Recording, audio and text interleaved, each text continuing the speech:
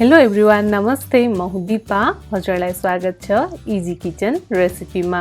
आजको रेसिपीमा मैले हजुरसँग शेयर गर्नको लागि एउटा नयाँ परिकार लिएर आएकी छु। फर्सीको मुन्टा त अहिले सिजनमा हजुर सबैले खानु नै भएको होला तरकारी बनाएर। आज भने म हजुरलाई फर्सीको मुन्टाबाट बनेर तयार हुने एकदमै छिटो मिठो अचारको रेसिपी शेयर गर्न जाँदैछु। सुरु गरौँ यसलाई बनाउनको लागि। सबैभन्दा पहिला यसको लागि हामीलाई चाहिन्छ फर्सीको मुन्टा।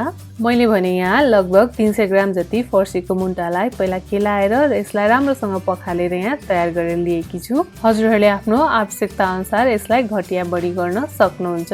अब भने यसबाट हामी अचार बनाउन सुरु गरौँ। यसको लागि चाहिँ मैले यहाँ कराई बसालिसकेकी छु र यो तातेको कराईमा अब राख्दैछु तेल। तेल राम्रोसँग तातेपछि यसमा राख्दैछु थोरै मेथी। अब मेथीलाई राम्रोसँग फुराउने। मेथी यतिको फुराइसकेपछि अब भने यसमा राख्ने सुकेको खुर्सानी। मैले चाहिँ यहाँ दुईटा सुकेको खुर्सानीलाई यसरी भाँचेर राखेकी छु। हजुरले कतिको पिरो खानुहुन्छ खुर्सानी त्यो अनुसार राख्नुहोला। खुर्सानीलाई पनि हामीले एकैछिन फुराउने। खुर्सानी यतिको फुराइसकेपछि अब यसमा राखेँ मैले बेसार राखे सँगसँगै यसमा राखेँ मैले उसिनेको आलु राखेर हामीले ग्यासको हिटलाई मिडियममा राखेर यसलाई चाहिँ 1 मिनेट जति राम्रोसँग चलाएर भुट्ने। आलुलाई हामीले यहाँ 1 मिनेट जति राम्रोसँग भुटिसकेपछि अब भने यसमा हामीले राख्ने फर्सीको मुन्टा। तयार गरेको सबै फर्सीको मुन्टा यसमा राखिसकेपछि माथिबाट राखिदिने स्वादअनुसार नुन राखे सँगसँगै अब यसलाई राम्रोसँग चलाएर 2 मिनेट जति चाहिँ हामीले यतिकै पकाउने। यसलाई हामीले नछोपिकन 2 मिनेट जति पकाएपछि अब भने यसमा राखिदिने टमाटर। मैले यहाँनिर दुईटा मिडियम साइजको टमाटरलाई काटेर लिएकी छु। यो चाहिँ अप्सनल हो। यदि हजुरलाई मन पर्दैन भने यसलाई स्किप पनि गर्न सक्नुहुन्छ। मन पर्छ भने राखेर बनाउनु होला, यो अझ स्वादिलो हुन्छ।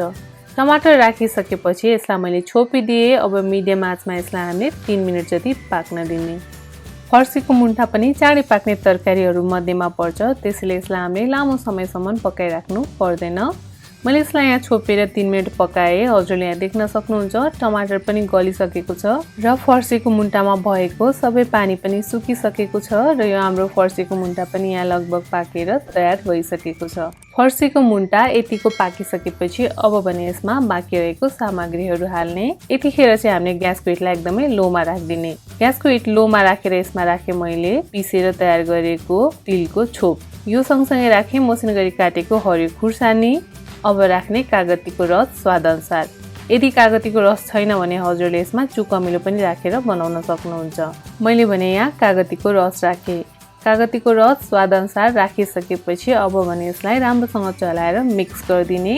हजुरले याद गर्नुपर्ने कुरा चाहिँ ग्यासको हिटलाई चाहिँ एकदमै लोमा राख्ने र अब यसलाई 1 मिनेट जति चाहिँ चलाएर हामीले पकाउनु पर्छ लो हिटमा। यसरी पकाउँदै गर्दा चाहिँ यसमा भएको आलु मध्ये 1-2टा आलुलाई चाहिँ मैले यसरी म्यास गरिदिएँ, जसले गर्दा चाहिँ यो अचार अझ लपक्क बन्छ। यदि हजुरहरूलाई यो भन्दा नि अझै गिलो खालको लपक्क परेको मन पर्छ भने अचार हजुरले यसमा थोरै पानी थपिदिनु होला आलु म्यास गरिसकेपछि र यसलाई 1 मिनेट जति पकाउनु होला। एकदमै मजाको अचार बनेर तयार हुन्छ। मैले भने यसमा पानी राखिन, मलाई चाहिँ यो यतिकै नै मिठो लाग्छ। अब भने हेर्दै खाउ लाग्दो छिट्टो मिठो हाम्रो यो फर्सीको मुन्टाको अचार बनेर यहाँ तयार भयो। हजुरले पनि यो रेसिपी एकचोटि ट्राई गर्नु होला र हजुरलाई आजको यो नयाँ खालको रेसिपी कस्तो लाग्यो मन परेमा भिडियोलाई लाइक गरिदिनु होला, आफ्नो साथीभाइहरूसँग शेयर गरिदिनु होला र यस्तै नयाँ नौलो इजी रेसिपीहरूको लागि इजी किचन रेसिपीलाई सब्स्क्राइब गर्न भने नबिर्सिनु होला। हजुरको दिन शुभ बितोस्। Thank you.